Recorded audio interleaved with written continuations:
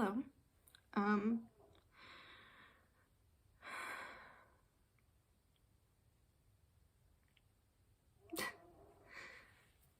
this is a very sad brain injury board. I gotta pull it together. Okay. Something happened that I never thought would happen. Ever. I'm in my bedroom, by the way. I never thought that this would be a sentence that I said. But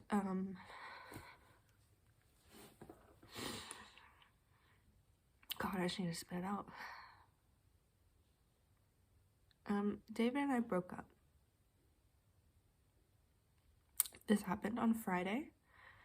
He came over after his class, and I said, "How was your day, David 5?" And he said, "Not good." I said, "Why?" And he came in this room and sat in this chair and said that he wanted to break up. And I was just in shock. I didn't know what to do. And he gave some reasons, but I don't think those are the real reasons, and I'll get into that. I'll explain that. I just want to say that, like, I'm not making this for him to see or for, you know, him to, or like, this is purely for me and just for me to document, like, where I am and how I'm feeling, and that's what this project has been about. And although it like hurts to make this, I think I still need to do it for myself, and I'm not going into this like giving him a message or whatever. I'm just doing this for me. So yeah, his reasons that he gave. Sorry, my glasses are all fucked up. I've been crying for like since Friday, so 4 days. For different reasons. So the reasons he gave were that he didn't want to leave Knoxville. He wanted to stay with his friends. He wanted to, you know, he said he had done the thing of packing up and moving, going somewhere new, and he didn't want to do it again. And that he wanted to stay in Knoxville until he knew that he didn't want to be here anymore. He wanted to make that decision on his own. And, you know, I said, well, I don't even know when I'm leaving. I still have to get over this head injury. Like, I don't understand. He said, but I feel like, he said that he felt like that it was, like, putting it off, you know? Like, we could stay together until I leave, but that we would have to split up, you know, whenever I did leave, because he wasn't sure what he wanted. And then he gave some other reasons that I don't think are fair, and that I don't think are true either. And I'll get into what that means. But he said that he didn't like how I handled my anxiety, that I wasn't medicated, and that I blamed it all on being a Virgo. And that there were some jokes that I made that he wasn't comfortable with. And that is just very weird in itself, because he never expressed to me how he felt about those things in like a very serious, you know, this is the concerning thing to me. And also the Virgo thing is a complete joke. I don't actually believe that the stars have something to do with like your personality. Like I genuinely don't believe that. It was just a silly joke that I did. I thought it was fun. I thought it was stupid. It was dumb. And then my anxiety, like, I am infinitely better than I used to be. I did have really bad anxiety, I admit it, but ever since my head injury, I've gotten insanely better, and I feel like I'm a completely different person than I was. So that's not fair. And then the jokes, again, he never told me that they seriously bothered him, and if I would have known, I would have done something about it, and I you know, because this was completely out of the blue, this situation, and so I said, why didn't you tell me? Why didn't you come to me before when you were having these thoughts? Why didn't you communicate with me? And he said, what was I supposed to do? Like, communicate and tell you these things when you were in the middle of recovering from a head injury? And honestly, like, yes, I would much rather that happen than this happen. Because then, like, if he would have communicated to me how he was feeling, we could have maybe, I wouldn't have made the jokes. I wouldn't have done that. We could have come to a solution, and, maybe this would have happened. Maybe it would have, I don't know. And so on that aspect, I'm really angry. Not really, but I'm angry and I'm upset. And him not coming to me to talk to me and him holding all this stuff in and then springing it on me like this is very cowardly. It is. That's done out of fear. That's done out of fear and out of shame and out of he doesn't want to, like, hurt me or seem like the bad guy. But I told him, I said, you're still leaving me in the middle of a brain injury. And the fact that, and he said, I didn't want to come to you because I feel like it would have started a fight, you would have been upset or whatever. But that's what being in a relationship is about. You have to communicate. And that's not fair for me to think, for him to think like, oh, okay, like I also have feelings and opinions and I give feedback and, whatever. But also there is a long history of him telling me that he had a problem with something and I fixed it. And I listened to his criticism, I listened to what he thought and how he felt about it, and I worked on it. There's a long history, year-long history, years of me doing that.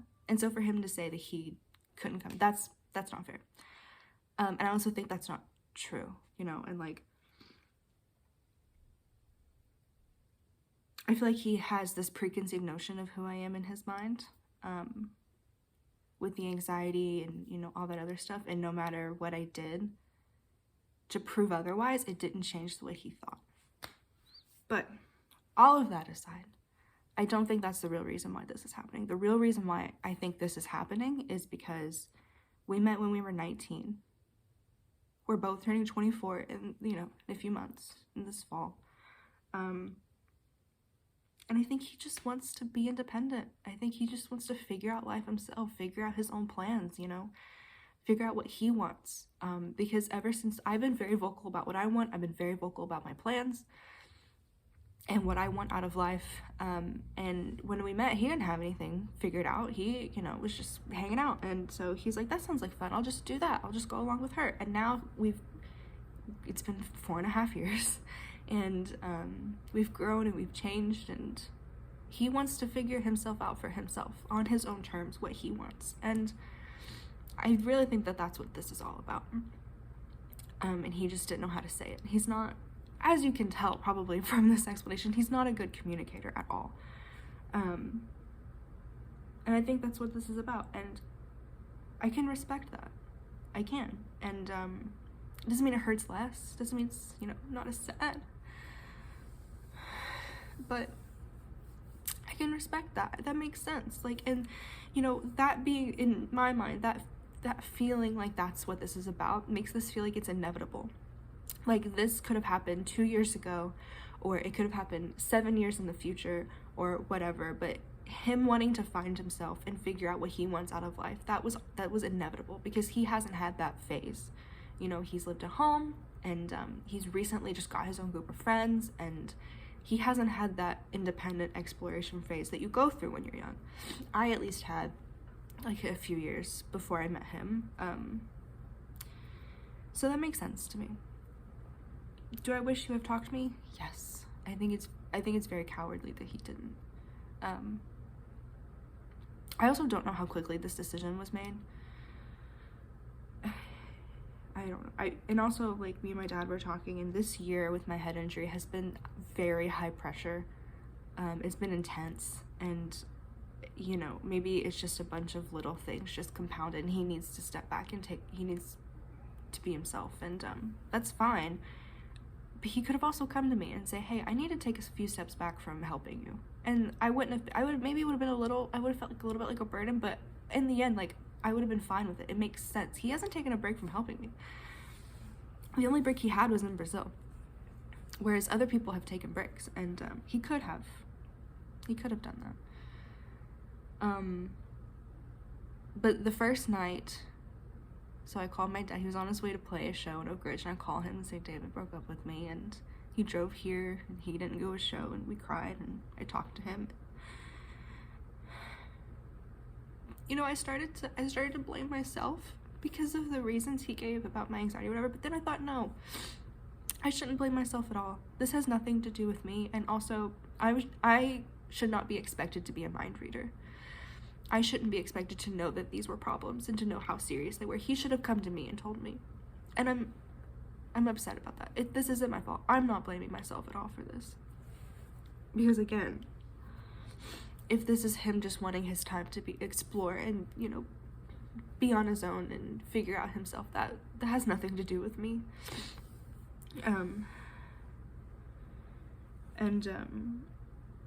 You know, I love him a lot. More than I've loved anyone else. And, you know, I love him enough to stay in Knoxville for him. And I told him this, but I also told him, like, I don't want to do that. Because I don't. You know, there's a version of life where I stay with him and we live in Knoxville, and I'm a version of happy with him. I think I could be, for sure. But it's not the fullest happiness, to the fullest potential. Because I never got to go do what I wanted to do. I'd still be happy, it'd be fine. It would be better than a lot of other people's, you know, relationships, but it wouldn't be, you know. And I love him a lot, more than anything, but I also love me more. And I think that's really important here, and I think that's what's keeping me going, because if I have to not be with him,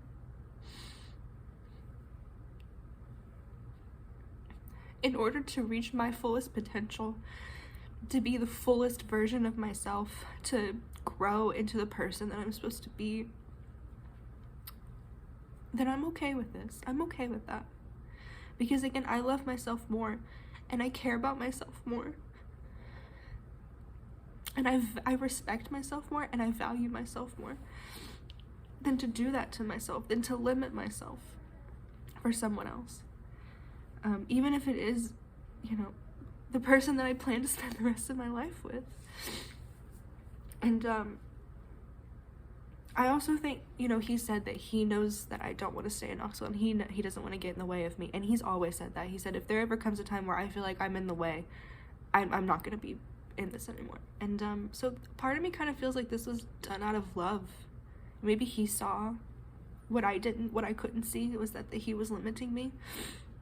And so he did this. But also, like, if I'm limiting him from him figuring himself out and doing what he wants to do, I don't want to get in the way of that either. I love him and care about him so much that I want him to be his fullest self. I want him to be his happiest self, even if that's not with me. And that's not a pity party of like, I want you to be happy even if it's not with me. That's not what I'm saying. It's like, I genuinely care and love about him, and I'm mature enough to say that. And I mean that. It sucks. It's hard. It's so sad. But I believe that. And I'm so happy for the time we had together. I don't regret it. There's, you know, I wouldn't change anything. I'm very glad. I'm very happy. I don't want to forget about it. And I want him in my life at some capacity at some point. I don't think right now is the time. But I told him this, and this is what's been breaking my heart the most. Is like, you know, I said I can handle losing a boyfriend. That happens. Gone through it before. I can handle that, but I can't handle losing my best friend.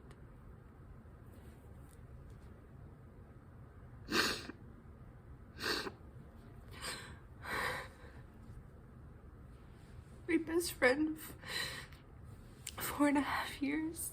You know, we shared every joke, all these memories, all these, you know. That's what's hurting the most.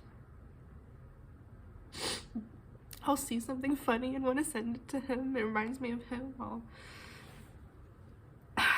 think of something else to tell him, because, you know, he's my best friend. And losing that is hard.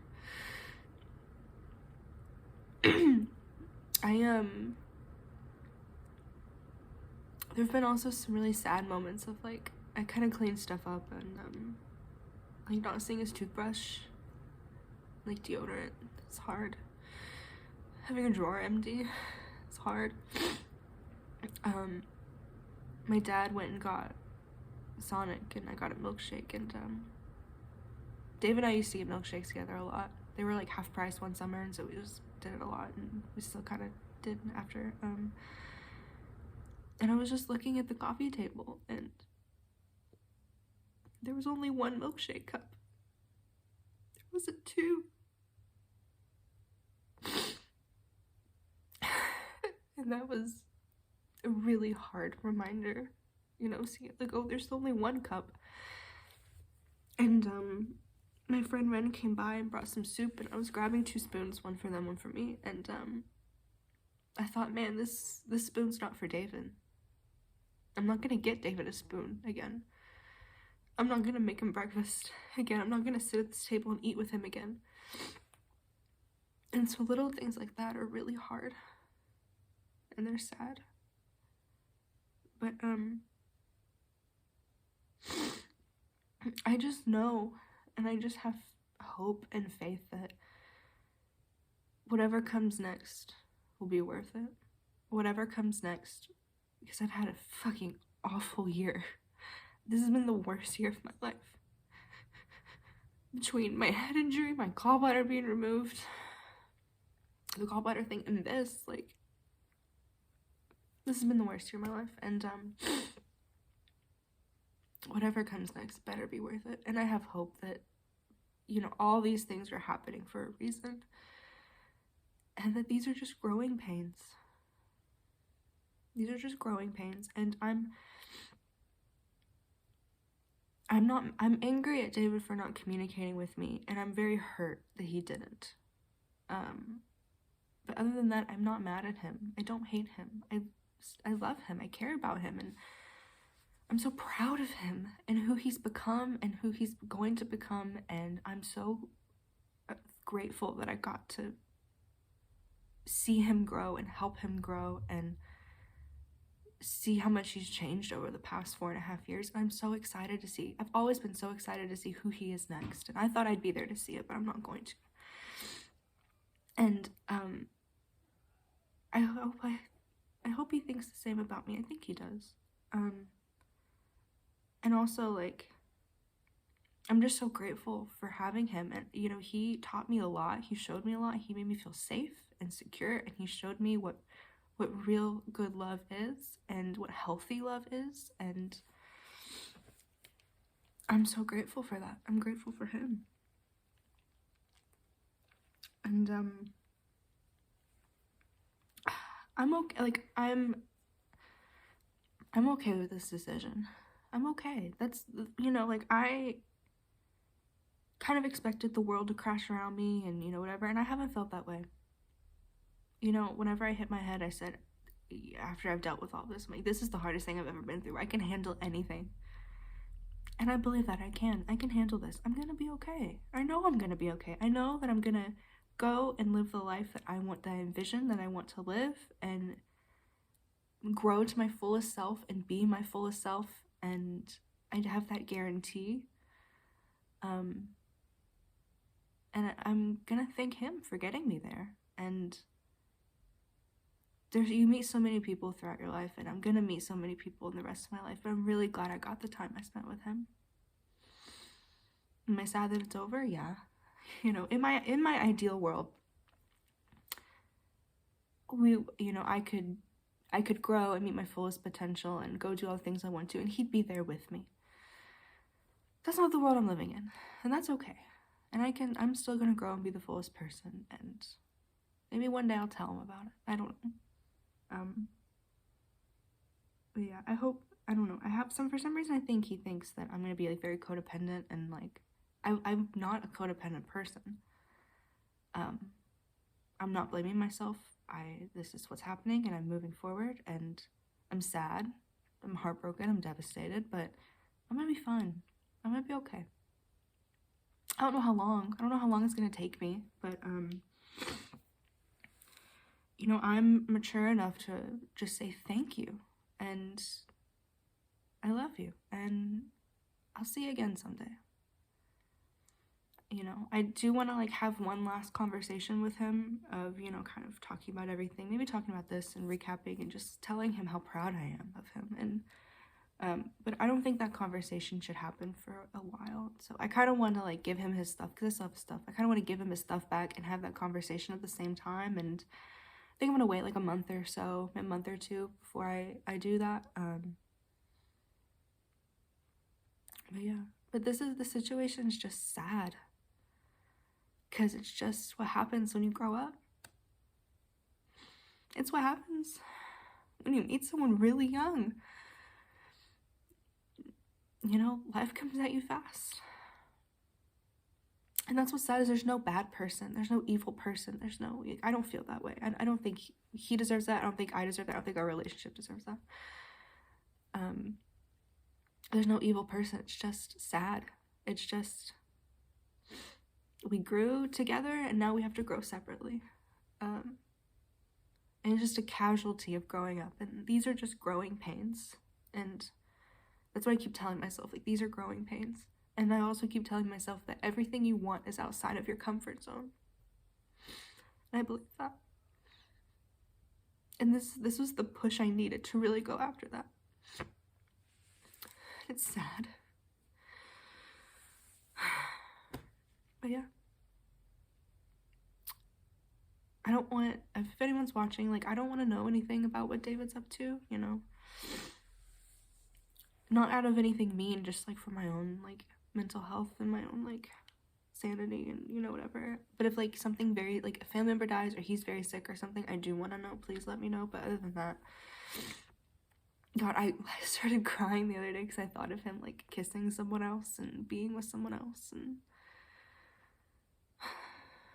God, I don't even want to think about that, because it's hard still. I mean, it's only been 4 days. Of course it's hard.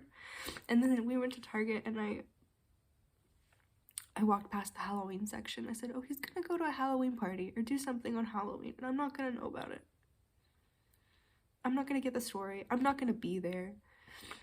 He's gonna make new memories, and he's gonna get new clothes. He's gonna become a new person, and I'm not gonna be involved in that.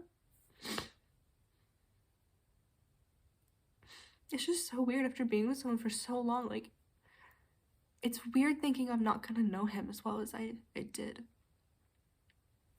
But he's not gonna know me either.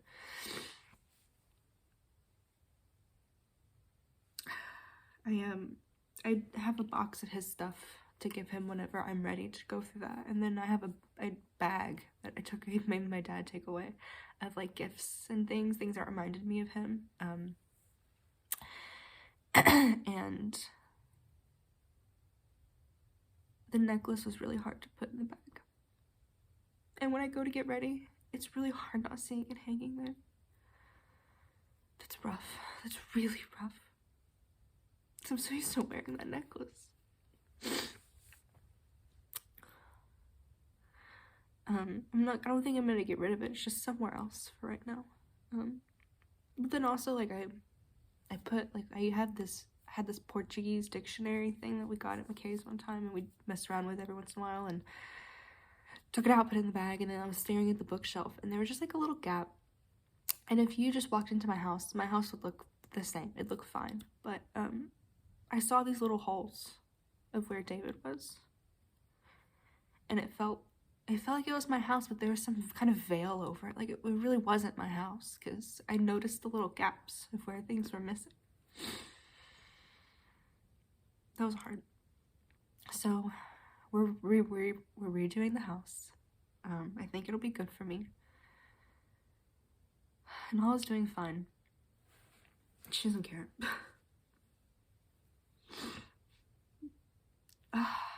This is where I'm at. And I think I'm handling this well. You know, again, me thinking that this is him wanting to grow and be independent and figure himself out. This is inevitable. This was gonna happen. And I'm really proud of him for being strong enough to make that decision. But he's also a coward for not talking to me about it. It's a weird thing, but I'm proud of him. And I'm proud of myself for, like, having this perspective. And this is very healthy. And you know, all I see this as is a jumping point. Like, now I have no excuse to do the things I want to do. And there's nothing to lose. And the whole wide world is open in front of me and I can do anything. Is it going to be sad not doing those things with him? Because that's what I wanted and that's what I planned on? Yeah. But I'm just really excited to meet the next version of me. And I wish I could meet her, and I wish she could tell me that it was going to be okay. And that these are growing pains, and that the person I'm growing into is better than anyone I could imagine. And I know that that's the case, but I wish I had proof, you know? So yeah. I don't know how I'm gonna heal. I don't know what I'm gonna do. I don't know, you know, what life is gonna look like, but it keeps going. I'm gonna be okay.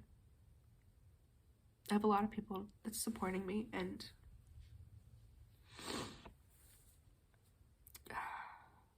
yeah. Well, I'm gonna go because I think I said everything I wanted to say.